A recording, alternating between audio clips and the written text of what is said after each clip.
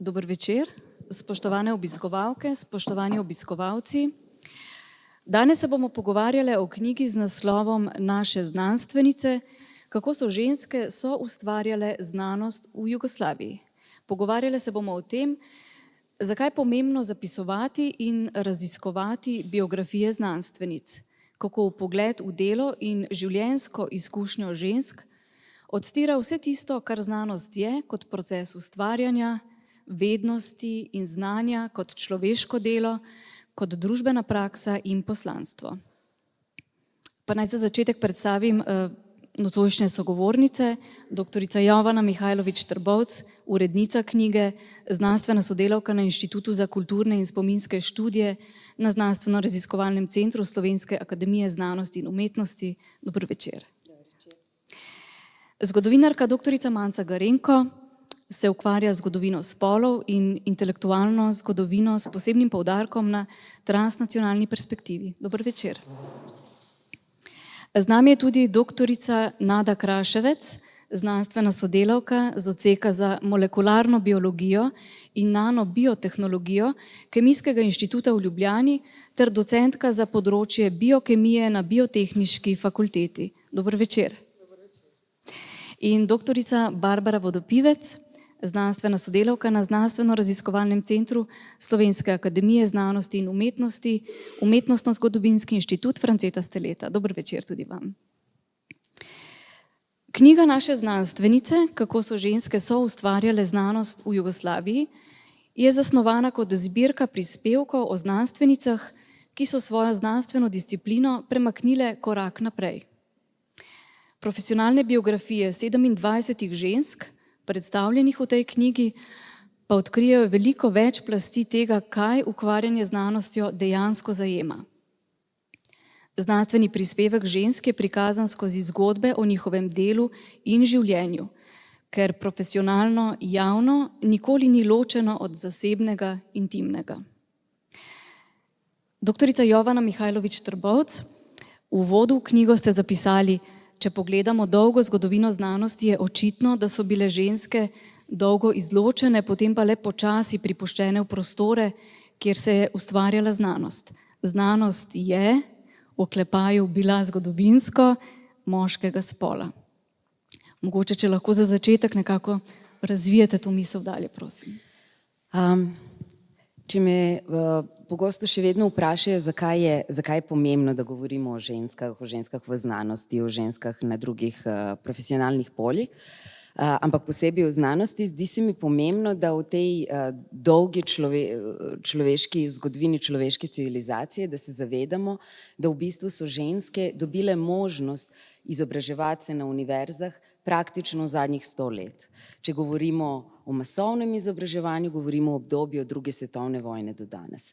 Torej, bežne mogoče 3 generacije izobraženk, kot so jih imenovali v prvih društev univerzitetski izobraženih žensk.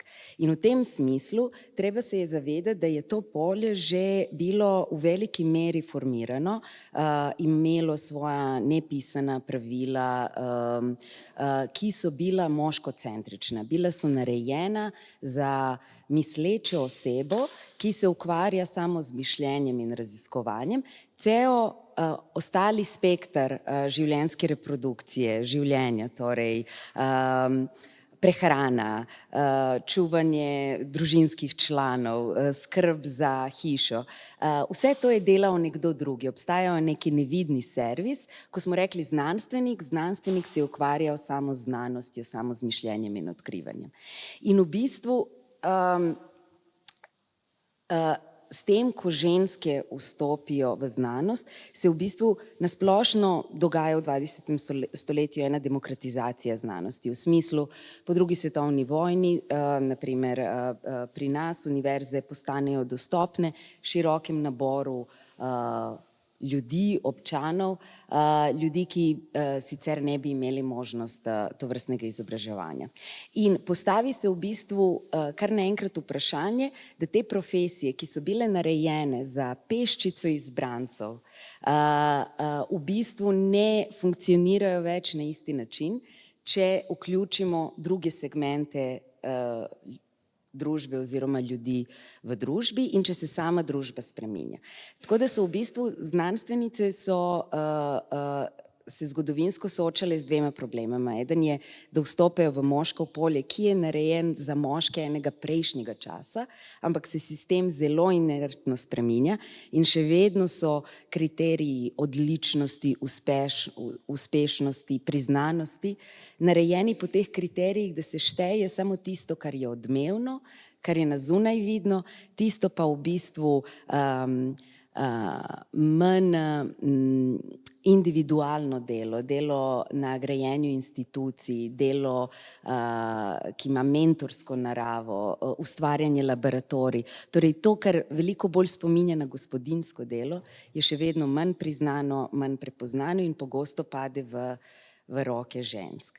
Po drugi strani, torej drugi izziv, s katerim se soočajo znanstvenice danes, je v bistvu tudi generacijski. Ni samo problem žensk, je problem tudi moških, ki se vključujejo v gospodinjsko delo in tako naprej. A to je enostavno, da je preveč dela, preveč front odprtih in je zaradi tega izjemno naporno. In pomembno je, da se pogovarjamo o ženskah v znanosti, ne samo, da bi izpostavili neke konkretne izjemne ženske, ampak tudi, da bi probali redefinirati, kaj znanost je kot družbena praksa. Mogoče bi kasneje še malo o tem. Eden izmed naslovov knjige je tudi, ali potrebujemo še eno knjigo o znanstvenicah. Torej, moje naslednje vprašanje je, kaj novega prinaša ta knjiga, ki stoji tukaj pred nami. Omenila sem že v uvodu, da pravzaprav prinaša nek pogled v profesionalno in zasebno življenje znanstvenic, morda še kaj drugega. In zakaj je to pravzaprav pomembno? Rekla sem, zakaj še ena knjiga, zakaj rabimo še eno knjigo. Meni se zdi, da je zdaj trenutno ena mala poplava te vrste produkcije izjemne ženske, pomembne ženske v različnih profesijah. Tudi vse več je tovrstnih razstav, ena takšna se je zaključila v Mestnem muzeju, druga se bo začela v sodelovanju našega inštituta ZRC in arhitektonskega društva. Torej, se mi zdi, da je to kar popularna tema, ampak ni izčrpana iz več razlogov. Meni se zdi, da to, kar je najbolj popularno, kar se mogoče največ prodaja za populacijo do srednje šole oziroma kot mladinska literatura, da ta vrsta žanra reproducira zgodbo o izjemnih posameznicah, ki so zaradi svoje genialnosti, preudarnosti, poguma, zaradi svoje izjemnosti zaslužile mesto v zgodovini in zato se jih moramo spomniti. Jaz pa mislim, da je prav nasprotno. Ova knjiga v bistvu ne govori samo o izjemnih. V bistvu več kot polovica znanstvenic mogoče niti ni naredila neke posamične izjemne dosežke. Njihovo izjemnost pa merimo drugače, prav to, skozi delo v timu. Zaradi tega je pomembno, da je večino tekstov v knjigi so napisale, tako kot Nada, so napisale v bistvu mlajše kolegice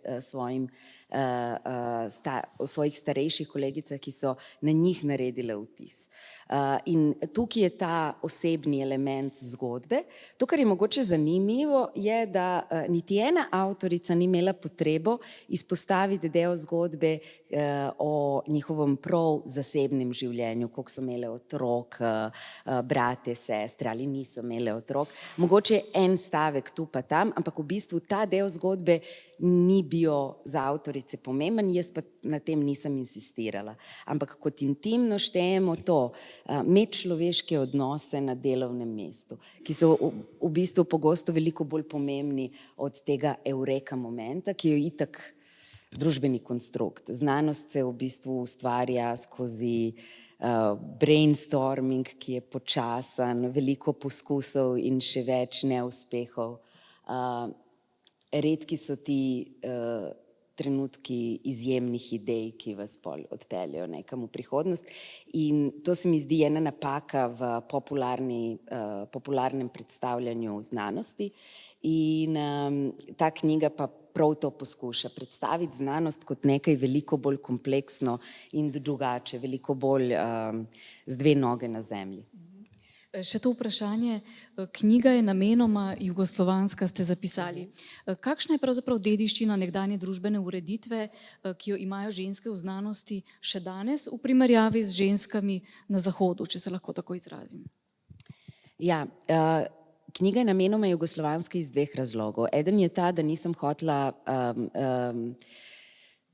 sodelovati v tem epistemološkem nacionalizmu, v kateri smo vsi porinjeni, da danes pišemo zgodovine, slovenska zgodovina, hrvaška zgodovina nečesa, če že govorimo o obdobju, ki je dominantno obdobje socialistične Jugoslavije, pa ga bomo obravnavali kot jugoslovansko obdobje. In ene zgodbe v tej knjigi so takšne, da so se znanstvenice večinoma gibale v svojem jezikovnem polju, kar nekaj biografij pa pokaže, da je znotraj Jugoslavije obstajalo veliko sodelovanja, migracij, profesionalnih, prijateljstev in znanstvenega torej sodelovanja. To je prvi pomen, zakaj je ta knjiga jugoslovanska, in namenoma nisem preštevala, koliko imamo znanstvenic iz Hrvaške, Bosne, Kosova, Slovenije, zato ker namenoma smo se izognili prav tem nacionalnim oznakam. Drugi pomen tega, da je knjiga jugoslovanska, je predvsem to, da je obdobje jugoslovanskega socializma, kot sem rekla, omogočijo ogromnem številu žensk izobraževanje. Ustanovljene so popolnoma nove inštitucije, ki niso obstajale kot že obstoječa moška polja, v katere bi se znanstvenice morale vrivati, ampak določene znanstvene discipline so skoraj nastajale iz nič in so ženske v njih enakopravno zagnano sodelovale, in to se vidi iz teh zgodb. In predvsem je delo v znanosti kot druga dela, ki so bila javno financirana, v socializmu in tudi nekaj časa potem omogočajo eno spodobno življenje, nekega dostojnega standarda, ki tudi omogoča zasebno življenje. In marsikatera ženska je menila, da je biti znanstvenica prav primerno delo za žensko, da delati v laboratoriju je prav lep, fajn job. Ena ta računalničarka je v bistvu govorila včasih, preden je IT sektor postal dominantno moški, da so njima na elektrotehniki govorili, pa pejte v računalniški oddelek, to je odličen prostor za ženske, takšno fino urejeno delo, ne to umazano tam z nekimi stroji. Hočem reči, sistem je bioinkluziven na veliko več načinov in zapuščina tega se vidi še danes. V statistikah o številu žensk v znanstvenem polju države, postsocialistične države, danes še vedno imajo veliko večji odstotek zastopanosti žensk kot zahodnoevropske države, posebej v naravoslovju in tehniki, ker je tradicionalno žensk manj. In to ne velja samo za Jugoslavijo, ampak tudi za druge postsocialistične države, kar govori nekaj o zapuščini sistema. No, o položaju žensk v znanosti danes bomo spregovorile morda malce pozneje. Doktorica Manca Garenko, o botaničarki Piskarnik, ki je prispevala k ustanovitvi Triglavskega narodnega parka, ste zapisali: znanost sama nikoli ni postala središče življenja Angele Piskarnik. Prej je bila sredstvo, ki ga je potrebovala za vzpostavitev svojega javnega glasu. Kaj točno ste mislili s tem? V knjigi lepo opišete in je razvidna ta misel vaša. Morda razložite še naši publiki. Mogoče en korak nazaj, samo mislim, da je Angela Piskarnik se od večine žensk, ki so predstavljene v tej knjigi, razlikuje po tem, da pripada enemu še zgodnejšemu obdobju. In njeno odraščanje je potekalo še v prejšnji državni strukturi, se pravi v Avstro-Ogrski monarhiji. In zato v bistvu ona nekako doživi, recimo temu, da ima reči, vrhunec svoje kariere, čeprav je ta izraz, da ima ga v navednice, vprašljiv. Sicer po drugi svetovni vojni, ko postane direktorica Prirodoslovnega muzeja, ampak je takrat tudi že relativno v letih. In se zdi, včasih, ko gledamo na življenje ljudi v preteklosti ali pa na življenje drugih, se zdi, kot da so vse življenjske poti vodile k nekemu uspehu. Če boš dovolj študiozna, dovolj pridna, se dovolj odrekala, dovolj delala na stvarih, bo enkrat sledila nagrada, ne? In to je lahko recimo direktorsko mesto.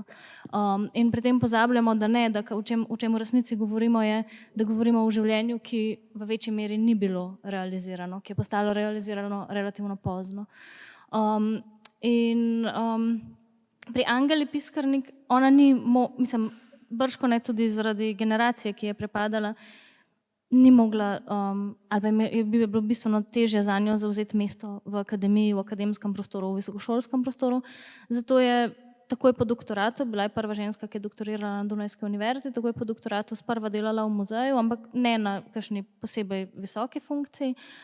Potem pa je bila srednješolska učiteljica s posebno strastjo do, profesorica s posebno strastjo do botanike. Ampak kar pa je ona še delala ob tem, so pa recimo druge stvari, je politična agitacija po prvi svetovni vojni v času koroškega plebiscita, je vzpostavitev javnega glasu kot političnega glasu, ki se zauzema za povsem politične zadeve, ki za žensko njene generacije niso bile samoumevne. Za žensko njene generacije ni bilo samoumevno iti in njenega stanu, ni bilo nujno samoumevno iti na cesto in protestirati in pisati političnih pamfletov, sploh ker ona tudi ne izhaja iz neke, kot bi danes mogoče napačno rekli, progresivne linije. Ona je sorazmerno, ona je zakoreninjena v neki tradicionalni koroški družini in teh šegah in navadah. Ona celo življenje se ukvarja s slovenstvom, se ukvarja s tem, kaj pomeni biti koroški Slovenec, se ukvarja z nekimi vprašanji, ki so v bistvu velikokrat potisnjena v sfero marginalnega, obrobnega, nepolitičnega, celo domačijskega, ampak če jih pogledamo od blizu, so to v resnici politična vprašanja. V prispevku ste zastavili tudi vprašanje o tem, ali je Angela Piskarnik znanost za voljo nekih drugih interesov potisnila ob stran, ali pa so drugi interesi prevladali, ker je okolje, kot ste zdaj že nakazali, onemogočalo nek znanstveni in akademski napredek. To je tudi vprašanje, pravite, s katerim se še vedno ukvarjate njene naslednice. Skratka, intelektualno delo žensk je bilo vedno manj priznano oziroma je bilo podvrženo tudi bolj strogim pravilom. Kako je danes? Mislim, da sem prisiljena, sicer super vprašanje, ampak moji možgani so malo manj super in bom prisiljena odgovoriti s klišejem. Seveda je do določene mere še vedno zelo težko, ampak hkrati pa se mi zdi, da je težko marsikateri marginalizirani družbeni skupini, ki ni nujno povezana samo s spolom. In se mi zdi ta akademski boss babe feminizem, ki govori o tem, kako smo deprivilegirane zato, ker smo ženske, marsikaj je težje, ja, ampak marsikaj je težje tudi kakšnemu našemu kolegu. Tako da jaz bi tukaj zastavila glas za nasplošno mogoče bolj transparentno delovanje v akademski sferi, ki ni nujno vezano na spol, ampak včasih zelo prozaične zadeve, kot recimo iz katere družine kdo prihaja. Da ne bom tega vprašanja ponavljala potem čez 1,5 ure, doktorica Jovana Mihajlović-Trbovc, vi ste že velikokrat na različnih mestih govorili o položaju žensk v znanosti, pa morda kar nadaljujete, me vseeno zanima, kakšen je vaš pogled na stanje danes? Pa podpišem to, kar je Manca rekla, v smislu, da spolne razlike nikoli ne funkcionirajo brez, oziroma vedno so v presečišču z drugimi neenakostmi. In mogoče je prav način, na kateri se danes financira znanost, pomeni to, da je v bistvu družinsko ozadje, finančno ozadje družine, nekaj, kar mogoče najbolj določa to, ali bo nekdo preživel v znanstvenem poklicu ali ne. ker dolga leta v bistvu ukvarjanje z znanostjo v zgodnjih karierah danes ni niti finančno vzdržno zaradi prekarnih zaposlitev, polovičnih zaposlitev, luknjah med zaposlitvami in tako naprej. In se mi zdi, da je to največji problem, ki potem dobi svoje spolne dimenzije, ko ga upeljemo z odločitvami ustvari družino ali ne, z odločitvami pač, kdo mora koliko finančno prispevati in ergo katera kariera je bolj pomembna, kateri karieri se bo družina prilagajala. Tako da v tem smislu tukaj se začnejo ti izzivi, ki so specifično ženski oziroma postavljeni pred ženske, pojavljati. Je pa, rekla bi, da danes ni tako očitnih stereotipov o intelektualnem delu žensk, kot v obdobju, ko je Angela Piskernik se borila za pravico, da sploh se njeno mnenje šteje. Vendar mi smo danes še vedno, moramo izpolniti določene estetske standarde za nastop na konferenci, naprimer ne samo pripraviti dobro prezentacijo. Torej,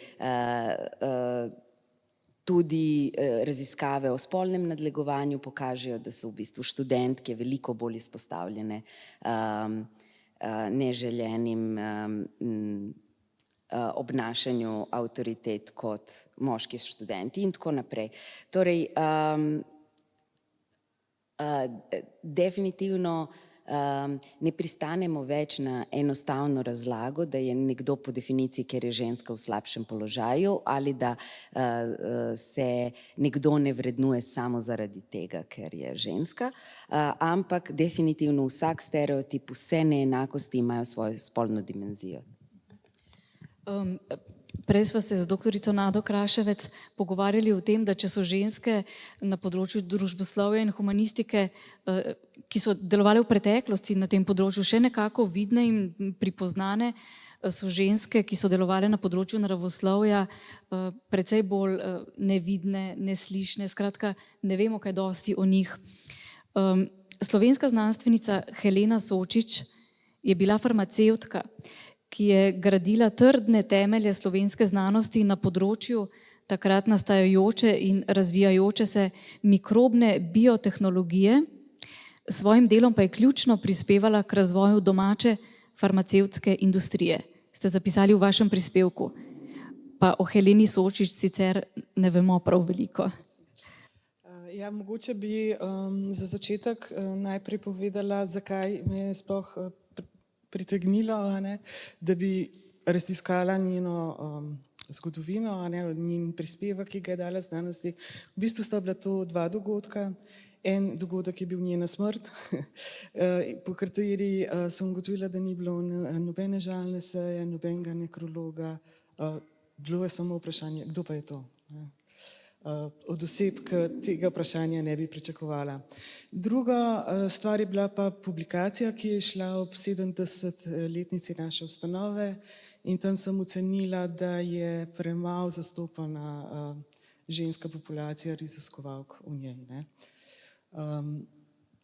Zdaj, ona pripada generaciji, ki je v bistvu študirala v vojnih časih, tako da je vojna prekinjala njen študij, začela ga je na Madžarskem, potem je prekinila, delala v lekarni, kot praktikantka in potem je študij nadaljevala naprej v Ljubljani.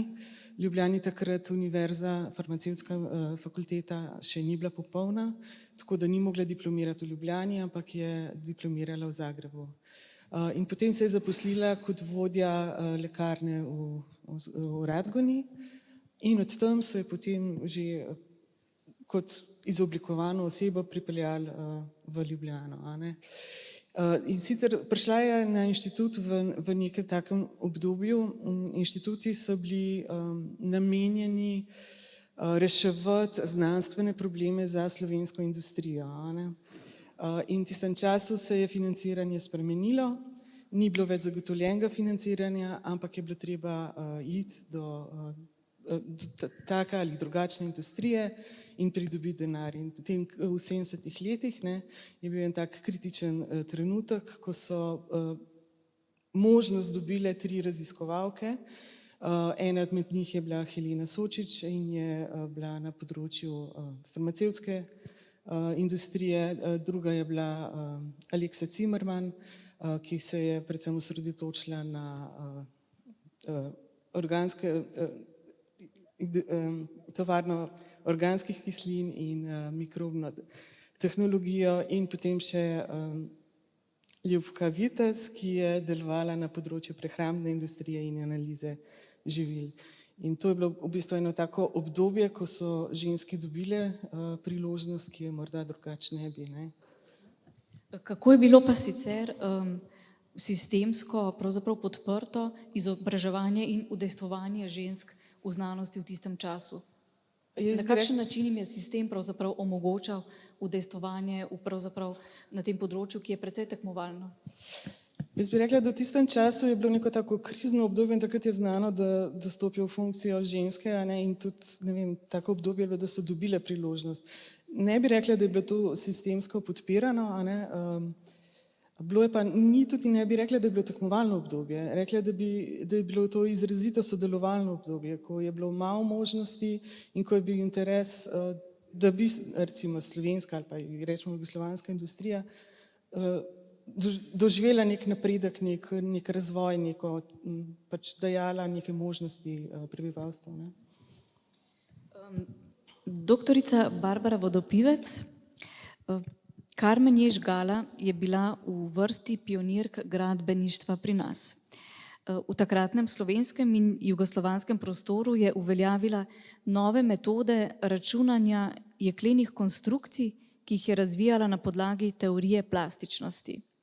Ali lahko postavite njeno biografijo v širši zgodovinski kontekst zgodovine žensk v gradbeništvu in arhitekturi pri nas? Ja, seveda jaz sem dejansko obravnavala pionirko Karmen Jež-Gala, ampak sem jo vedno opazovala tudi v kontekstu uveljavljanja žensk v gradbeništvu v širšem tako časovnem razponu kot širše mednarodno. Zdaj, mogoče samo, ko poslušam te zgodbe, tudi sama sem do gospe Karmen Jež-Gala prišla pravzaprav po nekem naključju, ko sem listala Gradbeni vestnik in sem iskala ženske avtorice znanstvenih prispevkov, sem naletela na fotografijo res lepe mlade dame in zapis in memoriam, se pravi zapis ob njeni smrti. Ona je umrla res mlada, ampak ko sem brala ta razpis, je iz njega dihala res izjemna znanstvenica, pedagoginja in osebnost, in zato sem se potem v njo poglobila in ugotovila, da je dejansko med povojnimi pionirkami gradbeništva, bila je prva zaposlena na tej fakulteti in dosegla višje kariere potem s študijem v Cambridgeu, kjer je tudi to, kar ste omenila, raziskovala te jeklene konstrukcije, in potem njen dosežek je v tem, da je to znanje prenašala v naš prostor, da je vzpostavila podiplomski študij in da je dejansko to raziskovanje na področju gradbeništva uvrstila oziroma umestila v mednarodne tokove, tako v Evropi kot širše. Ampak če želimo to njen doprinos razumeti, bi želela iti malo bolj nazaj v času. In sicer gradbeništvo dejansko velja za tradicionalno moški poklic, ampak se ženske pionirke pravzaprav pojavljajo razmeroma zgodaj, čeprav so redke. Prva ženska, ki je diplomirala iz gradbeništva v Združenih državah Amerike, je že leta 1876. Nekaj let kasneje tudi dobimo prvo diplomirano gradbenico na evropskih tleh, to je bilo na portugalskem Portu, tudi konec 19. stoletja. No, naša dekleta, oziroma dekleta iz področja Avstro-Ogrske, ki so želela študirati tehnične poklice, so imele pa precej težjo situacijo, zato ker vemo, da se niso smele vpisovati na univerzo na Dunaju, na tehnično univerzo, ki je bila ustanovljena že 1895, so se lahko vpisale šele v študijskem letu 1919. To je pa pravzaprav že tudi leto, ko se ustanovi univerza v Ljubljani. In tista dekleta, ki so želela takrat, pred tem letom, se posvečati gradbeništvu ali pa tudi arhitekturi in oblikovanju, so lahko sicer poslušala predavanja kot slušateljice ali pa obiskovale razne tečaje, zato so se potem ponavadi ukvarjale recimo z risanjem in podobno. No, ampak na Univerzi v Ljubljani pa so dekleta lahko študirale že od vsega začetka in tudi na gradbeništvu oziroma na tehniški fakulteti. In za gradbeništvo in arhitekturo, ki sem jo tudi nekako opazovala skupaj, ker sta bila prepletena, ne nazadnje do 90-ih let je bila to ena fakulteta, je prelomno leto 1932. Namreč zakaj navajam podatke? Mislim, da nek podatkovni okvir je tudi pomemben za to, da potem lahko razumemo te procese. In sicer leta 1932 diplomira prva gradbenica pri nas, Sonja Lapajne Oblak, in pa prvi dve arhitektki, Gizela Šuklije in pa Dušana Šantel, Plečnikovi študentki. No, potem so imele, že Sonja Lapajne Oblak je imela pomembno kariero v gradbeništvu, računala je statiko NUK-a in drugih pomembnih gradbenih projektov takratne Dravske banovine oziroma kraljevine. Delala je z Plečnikom, Nevinškom, kasneje Glancom in tako naprej, ampak je bila, dokler je nismo začeli obravnavati v tem kontekstu razkrivanja znanstvenic in pionirk, popolnoma neznana. In ko se vprašamo zakaj, recimo lahko mogoče za področje gradbeništva in arhitekture najdemo razlog v tem, da so se ti veliki projekti do nedavnega obravnavali zlasti z vidika arhitektov, ki so nosili te projekte, medtem ko ekipe, pa ne samo ženske, ampak ekipe, recimo statični inženirji, pa tudi stavbeniki, gradbeniki, ki so stali za temi projekti, so v ospredju raziskav šele v zadnjem času. No, recimo, seveda pa ženskim v gradbeništvu ni bilo lepo samo. Svakinja Sonja Lapajne Oblak, ki je samo nekaj let kasneje diplomirala kot ona, je zapustila za sabo spomine.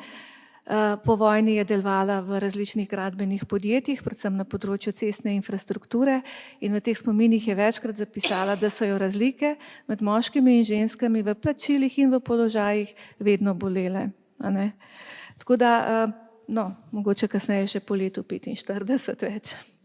No, ampak zanimivo je tudi to, v knjigi je objavljena fotografija, kjer je pravzaprav obkrožena samimi moškimi na Cambridgeu. Mogoče, če malce pokomentirate, ker je povedna fotografija. Ja, dejansko je to zanimiva fotografija, res sami moški. To je bilo v leta 59-60. Kot sem rekla, ta njen študij v Cambridgeu je bil zares izjemen.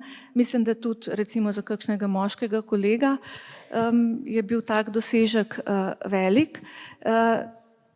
To, da so bile v tujini tako, kot je rekla Jovana, na zahodu še redkejše, bi mogoče lahko ilustrirala še z eno zgodbo. Namreč še eno pionirko smo obravnavali, to je bila dr. Darinka Batelinov, ki je pa leta 1976 prva doktorirala iz geotehnike na področju celotne Jugoslavije, in ona se je ravno tako kot ena redkih žensk udeleževala mednarodnih kongresov v Zahodnji Evropi in je pripovedovala anekdoto, da se je udeležila kongresa na Škotskem in jo je moderator klical na govorniški oder in ona se je prebijala proti govorniškemu odru in on je večkrat klical priimek Batelino, Batelino, in ona je stala zraven moderatorja in se je potem vendarle odločila reči yes, I am here, in potem jo je moderator pogledal in osuplo po dvorani rekel, oh, it's a she.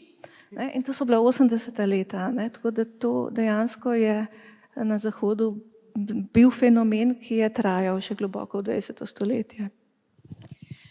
Doktorica Manca Garenko, raziskovalni in znanstveni duh nikoli ne počiva. Kako se je to pravzaprav kazalo v življenju Angele Piskarnik? V opisu, ki ste ga prispevali v knjigi, opisujete, kako je pravzaprav nastajala kuharska knjiga, žal iz koncentracijskega taborišča. Ja, v zahtevnem življenju Angele Piskarnik je seveda, kot za mnoge njene generacije, tudi izkušnja koncentracijskega taborišča.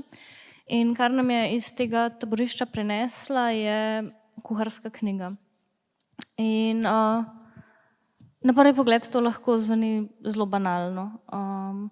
Ona je bila tam in zapisovala recepte različnih sojetnic in imaš monotorne italijansko kulinariko, pa češko, pa mađarsko, pa tako, ne. Ampak, pa, mislim, in če pustimo ob strani to traumatično stvar, da je ta knjiga najbrž, mislim, tudi kot ona nekaj zapiše, nastala zato, ker so bile tako lačne, da so si čas lahko krajšale samo s tem, da so sanjarale v hrani in si pripovedovale recepte, zato da so se počutile, kot da jejo. Se mi zdi, da tukaj še dve stvari ključni. Ena je v bistvu njen občutek za razredno socialno inkluzivnost. Ona je bila med najbolj izobraženimi na svojem oddelku. In kaj to pomeni, da so zapisovali recepte? Pomeni, da je vsaka ženska, ki je bila tam z njo, pismena, nepismena, kmetica, izobraženega in tako naprej, lahko participirala, lahko bila del tega projekta.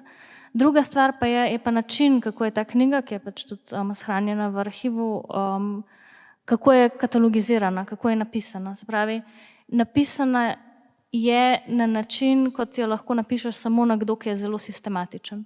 In sistematičen si pa lahko zelo na ta način sistematičen samo, če si res posvečen v znanost, če je znanstveni aparat nekaj, kar ti je samoumevno. Znanstveni aparat je nekaj, kar nosiš s sabo.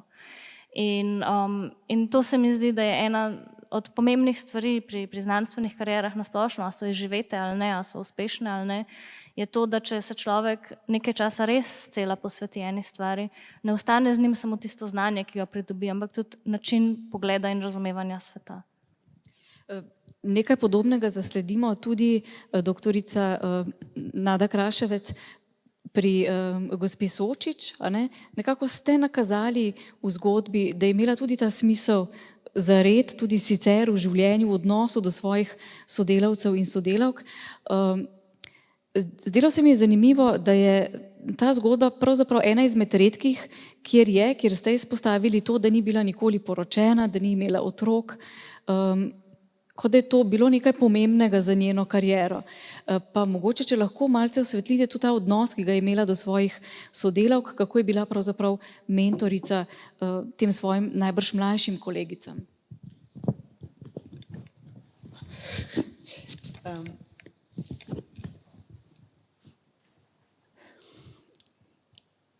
Se je poznalo, torej to, kar je doktorica Manca Garenko že nekako nakazala, ta nek znanstveni aparat, ki ga znanstvenice nosijo s seboj, ki je del njih, se je to pokazalo tudi v njenem mentorstvu in odnosu do...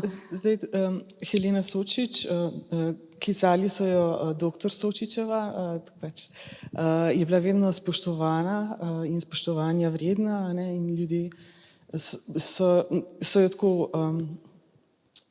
Vedno je malo kot zelo pomembno osebo, in to je tudi izražala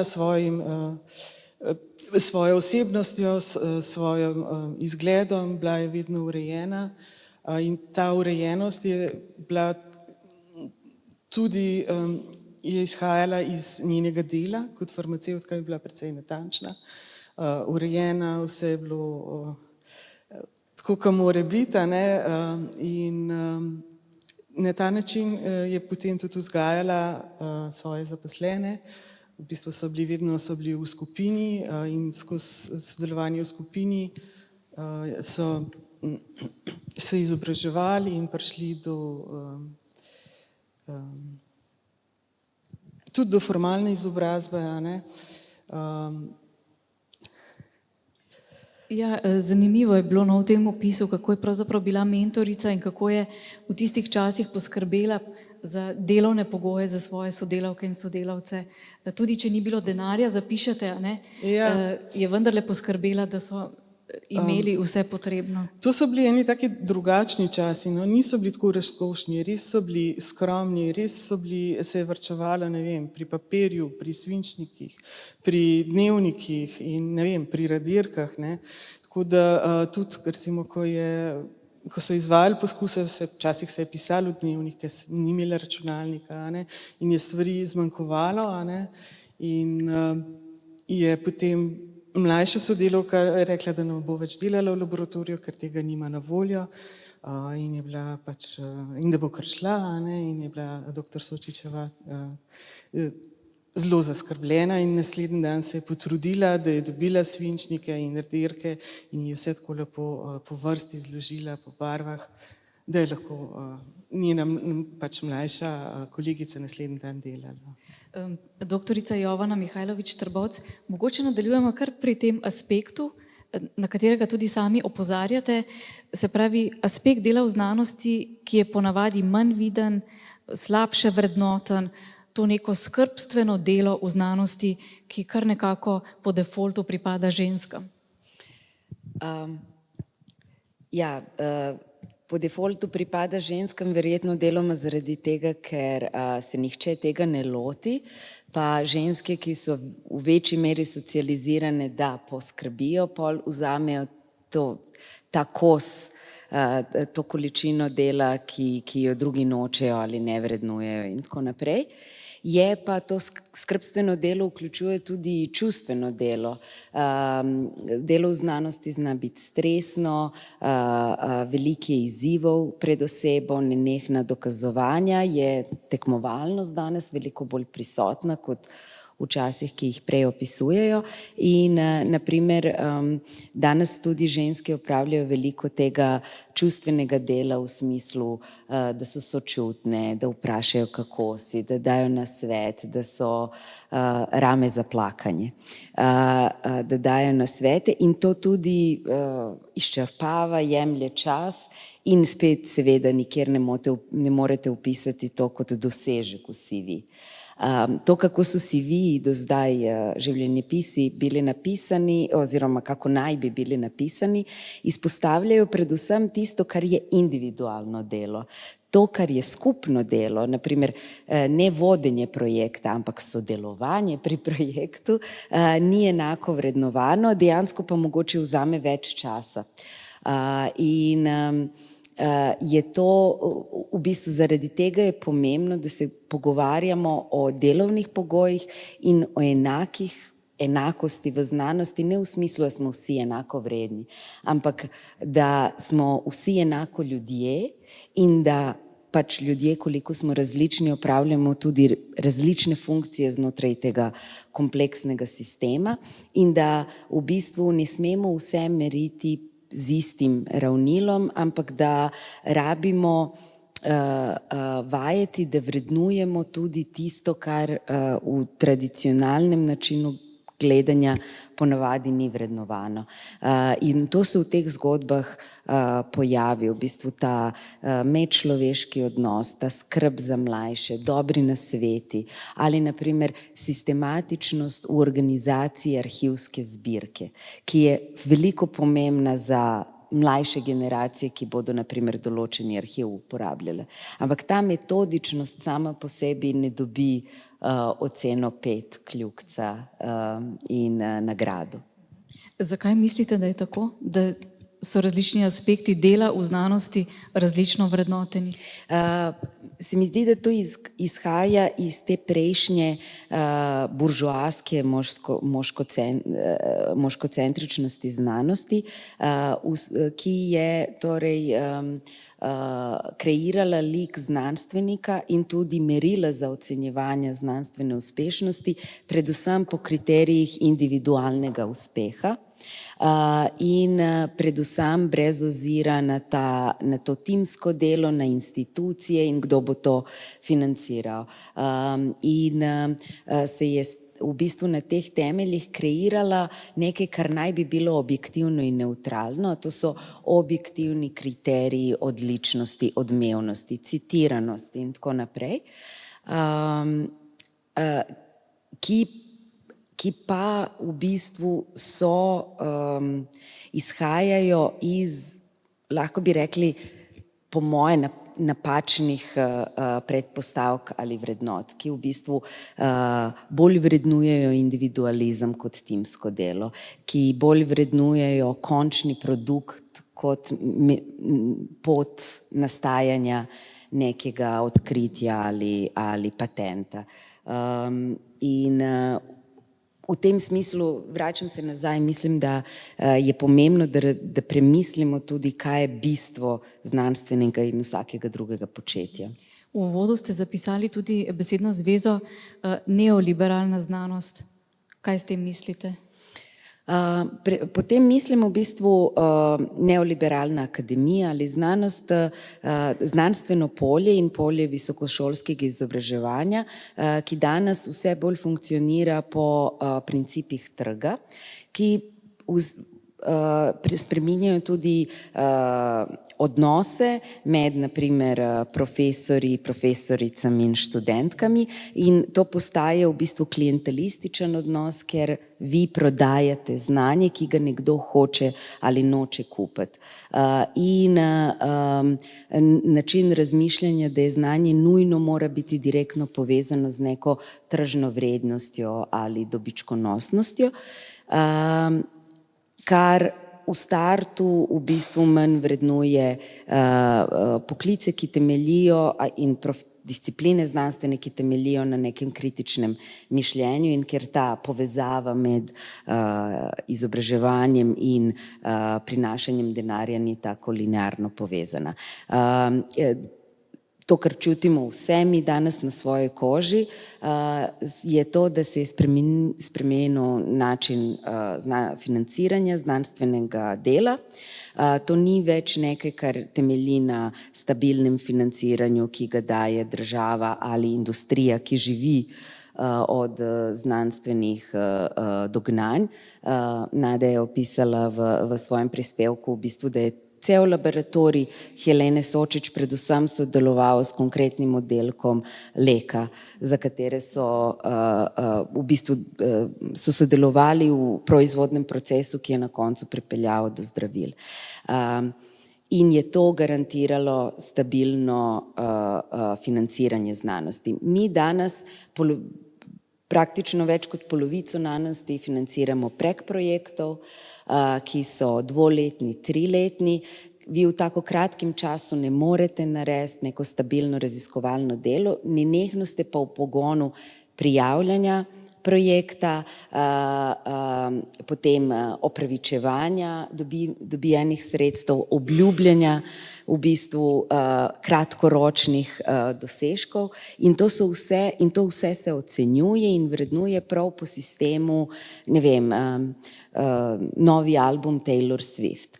Ali bo zažgal v enem tednu 2 meseca ali pač bo propadel. In na podoben način se danes gleda na znanstveno početje kot nekaj, kar mora biti atraktivno, razumljivo, dobro prodano in da bi se lahko financiralo. In to vpliva in na način, kako se dela znanost in na medčloveške odnose in ima svoje spolne dimenzije. Da se vrnemo na zapuščino socializma in to, kar imamo danes, v bistvu zaznali smo v določenih disciplinah, da se odstotek žensk zmanjšuje, ne pa povečuje, kar je posledica tega, mislim, večjih faktorov, ampak tudi tega, da je znanstveno delo danes za veliki delež žensk manj privlačno, manj uresničljivo, kot je to bilo za generacije prej. Katere so pa tiste najbolj pogoste ovire? Pač to vprašanje se ponuja samo od sebe, ker ste ga ravno kar nekako odprli. Ne? Ja. Tiste najbolj pogoste ovire za ženske v znanosti danes. Podatki kažejo, da se nekako pri docenturi večina ustavi. Ne? Kaj se torej zgodi na tej točki, da ženske odnehajo oziroma da niso pripuščene k napredovanju? Redko kdaj odnehajo. Najmanjši problem je, da odnehajo. Problem je ta, da v bistvu v tem obdobju po doktoratu in prvih podoktorskih pozicijah v bistvu zmanjka število stalnih profesionalnih pozicij.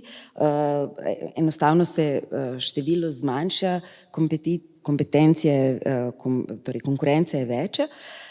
Problem je pa tudi ta, da se to biološko sovpada z življenjskim obdobjem, ko je skrajni čas, da tiste, ki hočejo imeti družino, lahko jo imajo in seveda to s sabo potegne dodatno delo, ampak tudi potegne naprimer to, da za znanstveno napredovanje vi morate potovati v tujino, po drugi strani finančna sredstva za potovanje, če jih sploh dobite, komi pokrijejo vas osebno, nujno ne pokrijejo naprimer ostale družinske člane oziroma takšne pozicije se težko dobijajo. In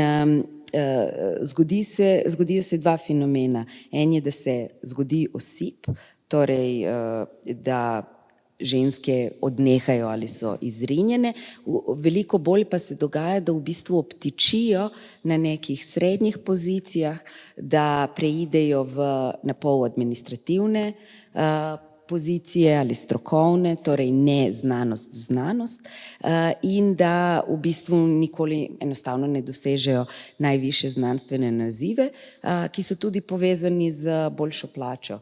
In tako tudi pridemo do finančne vrzeli. Doktorica Barbara Vodopivec, prej ste že nekako omenili to obdobje po 50 letih prejšnjega stoletja, pa bi rada osvetlila še ta vidik. Položaj žensk v gradbeništvu in arhitekturi je bil tudi pozneje in še danes je z vidika enakosti spolov precej slab, če se ne motim. Zdaj seveda ti primerjalni vidiki so vedno zelo hvaležni, zato ker nam omogočajo neko širše razumevanje slike. In ta primerjava, recimo gradbeništvo, arhitektura je meni na tem primeru omogočila razločiti, recimo, kje so tiste širše družbeno-zgodovinske razmere, ki so vplivale na uveljavljanje žensk, kje so pa mogoče tiste, ki so vendarle posledica nekih mikrorazmer v posamezni vedi. In zdaj, ko sem poslušala vse tole, sem se spomnila pričevanja gradbenice, preomenjene Nede Dobovišek, ki je, govorim zdaj o prvih desetletjih po letu 1945, imela nalogo nadzirati gradnjo avtocestnih odsekov in je pravzaprav seboj vzela otroke in jih dojila v bistvu na licu mesta. In teh pričevanj je kar nekaj. Tako da po eni strani po letu 1945 ta širši družbeno-zgodovinski okvir da ženskam z ustavo enakopravnost, pravico voliti, pravico do otroškega varstva, ampak po drugi strani jim pa tudi naloži dodatne obremenitve. In kot rečeno, iz vsega tega, kar razkrivajo dokumenti, pa tudi pričevanja, izhaja, da v času študija, govorim po letu 1945, ta enakost ni bila vprašljiva. Potem pa više, ko se gre, bolj ko kariera napreduje, bolj se te razlike kažejo. In recimo gradbeništvo je dobilo prvo redno profesorico na fakulteti šele leta 2011, arhitektura pa 2013. In prva dekanja gradbene fakultete je bila izvoljena leta 2021. Medtem ko arhitektura dekanje še nima. Tako da ti procesi so zelo dolgotrajni. To so te širše, o katerih govorimo. Tiste manjše mikrorazmere posameznih ved, bi pa vendarle rada povedala, da sem opazila neko rdečo nit pri pionirkah in sicer tistih medvojnih in pa tudi tistih takoj po vojni, in sicer to je bil profesor dr. Lujo Šuklje, ki so ga vse pionirke, jim jaz rečem, omenjale kot izjemnega mentorja in pa profesorja, ki je bil zelo naklonjen dekletom. In ko sem potem razmišljala, zakaj profesor Lujo Šuklje, zakaj ga izpostavljajo, v čem je bil on tako razsvetljen, dejansko on je bil brat Gizele Šuklje. In je opazoval njeno pot in je potem seveda on na ta način tudi na svojem področju dekletom omogočal to uveljavitev. Tako da ta kombinacija širših in ožjih dejavnikov, ki je pač vplivala na uveljavljanje žensko znanosti, je vedno prisotna in to preslikavanje in preizpraševanje vzrokov, zakaj je tako, seveda potem lahko ponuja neke razlage. Danes ocenjujem po vseh teh raziskavah, da je delež žensk v gradbeništvu bodisi med študentkami, med profesoricami in raziskovalkami okoli 1/3. Lahko bi rekli, napredek žal ni linearen. Nekaj podobnega, kot ste omenili, fakulteta za arhitekturo, fakulteta za gradbeništvo, so tudi slovenske akademije, če se ne motim, je podobna slika. Doktorica Manca Garenko, pa vas bom kar vprašala tako provokativno, no, če smem, sami imate tudi podobno izkušnjo, pa ne želim, da bi zdaj mogoče tukaj razkrivali neko osebno pozicijo, ampak mogoče vendarle nek kritičen pogled na to, zakaj je tako, kje se ženske spotaknejo. No? Spet, ne vem, če je to zato, ker sem ženska. Kar vem, s čimer sem se zdaj v zadnjem času pomirila, je, da to gotovo ni zato, ker sem nesposobna. Dolg časa sem pač tudi mislila, da je mogoče zato, ampak ni. Ampak odkar sodelujem v akademiji, kar je že več kot 10 let, sem vedno na njenem obrobju, kar pomeni, da sem menjam inštitucije, moja zaposlitev je ves čas prekerna, ves čas ima omejen rok trajanja in tudi ves čas zbiram procente, malo procentov tukaj, malo procentov tam, prijavimo en projekt. Recimo v zadnjih 12 mesecih sem prijavila 3 projekte. Če seštejemo, koliko časa, od tega je bil en izjemno zahteven, 2 pa navadno zahtevna. In če seštejem recimo, koliko časa mi je to vzelo, ampak spet to isto na isti način mogoče prijavljajo tudi moji kolegi. Ampak jaz bi v tem času lahko napisala 2 precej v redu članka, mogoče bi pa celo lahko se lotila knjige. No. Se mi zdi, da je ta konstanten boj z projekta na projekt ni zdaj nujno zvezan z mojim spolom, ampak je pač sam s tem, kakšna akademija je in da v bistvu si na njeni margini, ne da bi sploh čisto dobro vedel, zakaj. Ne na podlagi nekih dosežkov, ne na podlagi sposobnosti, ne na tem, pač sam tako se zgodi. In mogoče je to tudi nekaj, kar je psihološko zelo težko sprejeti, da stvari pač samo take pač so. No. V uvodu ste nekako že nakazali, a ne, vzgajali so nas v to, da se učimo, da smo dobre, pridne, odlične, najboljše, da ugajamo na nek način, a ne, se tudi podrejamo. Če bomo vse to počele, potem bomo nekam prišle, ampak spoznanje je grenko. Ne? Mislim, spoznanje je, kar je.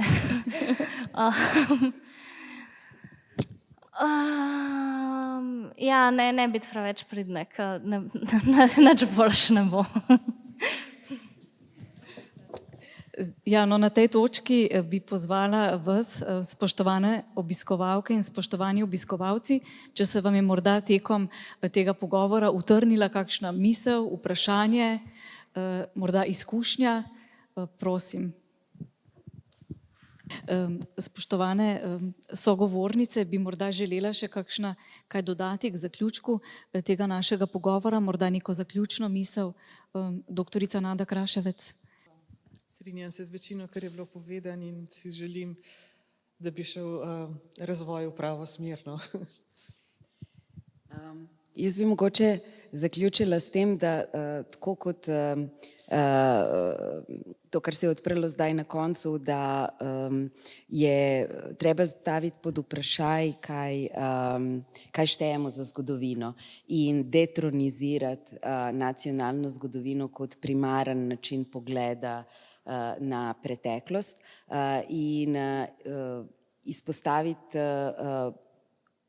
ekonomsko zgodovino, zasebno življenje, zgodovino vsakdanjega življenja, zgodovino telesa, higiene in rojevanja, prehranjevanja, da so to elementi zgodovine, ki so mogoče za naše razumevanje preteklosti še bolj pomembni kot zapomnice letnice določene bitke ali ne vem, vojnega sporazuma.